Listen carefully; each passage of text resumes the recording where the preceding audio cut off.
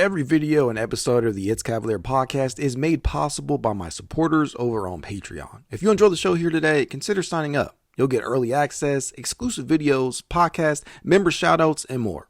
And as always, thank you for watching. Go Cavs. So today, which as of recording this is the day before the Cavs kick off preseason hoops, we got word from multiple outlets and sources that Cleveland Cavaliers point guard Lonzo Ball will indeed be held out of back-to-backs. But before we dive any deeper, do your boy a favor and smash that like button, subscribe to keep the NBA content coming, and hit that notification bell so you stay locked in all season long. Let's dive in. Now, this isn't just some speculation because this is something we've all been doing since the day that Lonzo was acquired.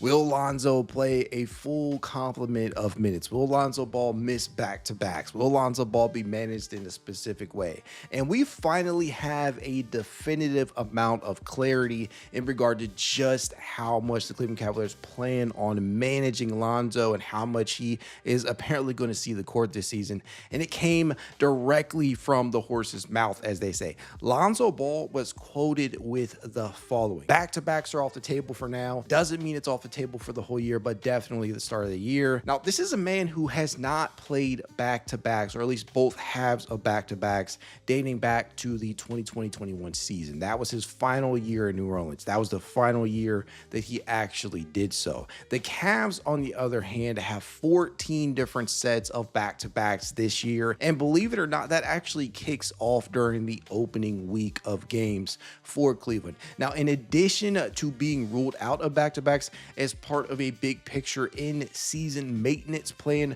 Lonzo Ball will be limited to around 20 minutes per night, which is a collaborative decision by Ball, team decision makers, and the medical staff over there in Cleveland, which is the right decision in my opinion, right? This is reportedly something that all parties involved have been discussing for some time now internally since this man was acquired. I'm sure this was a big conversation. How are we going to manage Lonzo Ball? How are we going to get the most out of him? How are we going to keep him upright?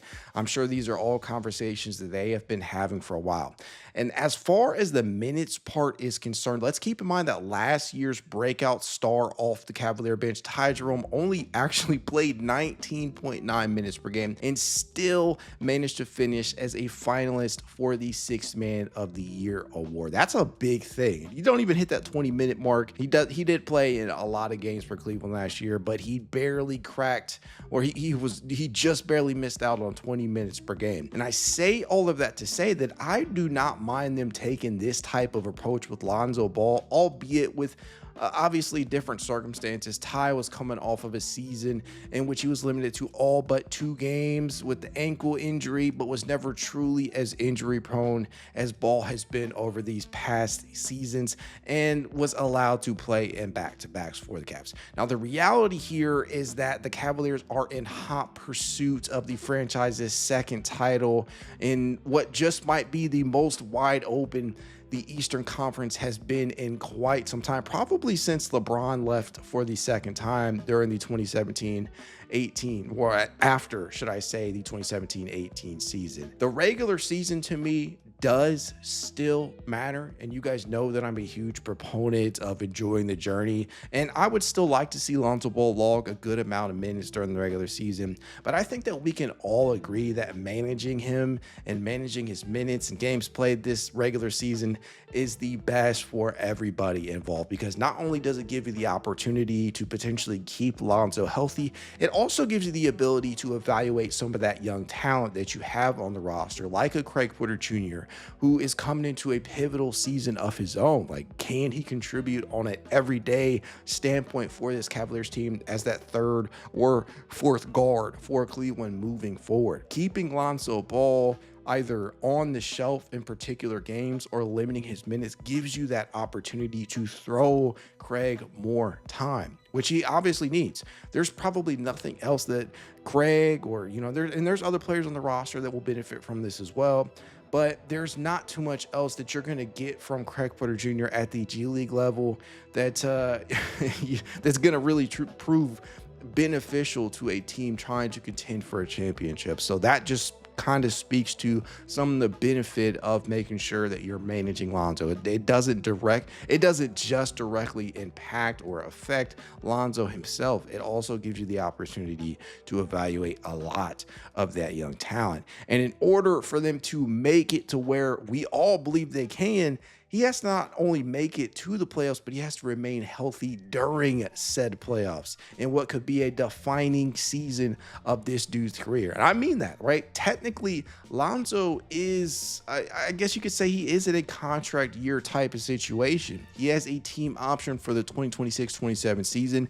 And if things don't shake out a certain way, it's pretty easy for the Cavaliers to go ahead and cut bait and pivot in another direction. So taking every possible consideration and measure possible to keep him upright and in that lineup is of the utmost importance. He could be that important for them this year. I think I'm not the only person that believes that. I know that everybody in that front office, I know everybody that's playing alongside him, suiting up alongside him at training camp, and who will be suiting up alongside him during the preseason, everybody feels that Lonzo Ball could be an impact player for the Cavaliers this year. Now, Lord knows that I have spent an ungodly amount of time discussing the potential benefits of adding him to the lineup. He's a transformative break starter, a high-level playmaker and facilitator, both on the ball and off the ball. He's a tremendous perimeter defender with positional versatility out of the backcourt. One hell of a defender at the point of attack, and big, right? He's got size at 6'6", 6'5" or so, wherever he's listed at. He's a big guard out there. There are just so many different things in addition to the flat out leadership and, you know, floor awareness that this dude brings to the table. But none of that is going to mean shit if he is not out there actually playing. So keeping him healthy, that's just so damn important. And I already know, just based upon conversing with some of you and people on social media, that a lot of people believe that Lonzo Ball is not going to suit up for more than maybe 40 games this year, as he only played 35 for Chicago this past season. He only played 35 Chicago prior to the 2 seasons that he missed in his first year in Chicago. So a lot of people are already of the mindset that, hey, this dude is just it is what he is. He is what he is. He's injury prone. He's going to miss this time. When honestly, I think the Cavaliers have the ability to manage him in ways that LA, New Orleans, Chicago, none of these teams truly had the benefit of depth that the Cavaliers have this season, and should be able to manage him in such a way that none of those teams had the luxury of being able to do so. And so for me, I'm just like, I see a path to 55 to 66 games during the regular season, and maybe slightly more than that, especially if he is managed. He's not playing those back-to-backs. I definitely think that he could be there. I don't think he's going to make the cut or requirement for Sixth Man of the Year, which is the 65 games. I just don't see that happening. Is it possible? Certainly. It depends upon how well he ramps up mid-season and if they're just going to play it cautiously throughout the entire year, which, again, they can afford to do. But even if he doesn't make the 65 game requirement to be in awards consideration, I think his impact is just going to be is going to be just the same. It's going to be felt out there. And you know what? By doing that, you give yourself every single opportunity to succeed. Now, we have all heard all the quotes. Lonzo Ball is turning heads. He hasn't disappointed. Everything that we thought we were getting, we are getting. He's just got a great feel. I'm excited to coach any NBA player, but this is a guy I've watched for a long time. He's kind of the ultimate system fit. Now, that's a direct quote from Kenny Atkinson himself. See, he seems very high on him. Hell, Ball himself knows who he is and what he brings to the table at this point, as he has been quoted with the following recently: my role is pretty much the same wherever I go. Play defense, push the break, hit open shots, and don't turn the ball over. It's pretty simple. Been playing basketball a long time. Haven't really changed my game. Now, y'all know how hyped up I am for this season, and this dude is such a big part of why I am so hyped. I've been a big Lonzo Ball fan for a long time. I was ecstatic when that deal went through, as much as I hated to see Okoro walk through those doors to never return, and who's going to be suiting up for the Chicago Bulls tomorrow against the Cleveland Cavaliers. But it was the right time to make a type of boom or bust type of trade like that. And that's exactly what this is. This is such a high risk, high reward type of thing, if you can keep him upright. Now, if everything does go right for the Cavs and for Lonzo, this arrangement will indeed work out for both sides. Lonzo will have gotten his redemption and proved that he can remain healthy, likely earning a shot at a long-term deal, while the Cavs could potentially get a high-level difference maker at somewhat of a discount, right? 10 mil a season, at least for the next 2 years. The Cavaliers will potentially have him under team control. Now, I don't know how you guys feel about this, so feel free to let me know in the comments below, but I feel that this is the right direction to move in with Lonzo, because as much as I would like to see him out there at 70 plus games, playing 22 to 24 minutes a night,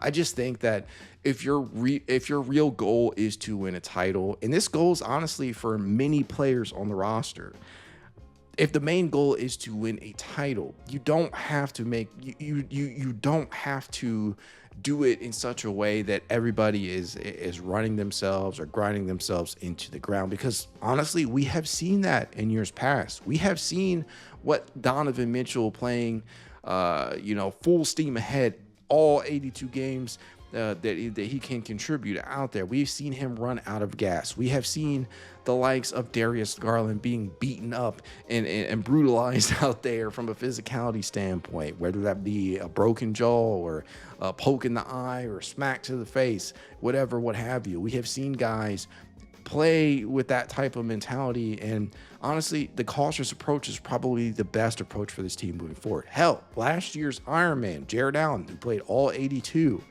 there's already talks about him potentially not necessarily doing anywhere near that same type of commitment this season, at least during the regular season. And you know what? I really don't give a damn, because at this point, we have seen what we need to see from a regular season standpoint from this Cavaliers team.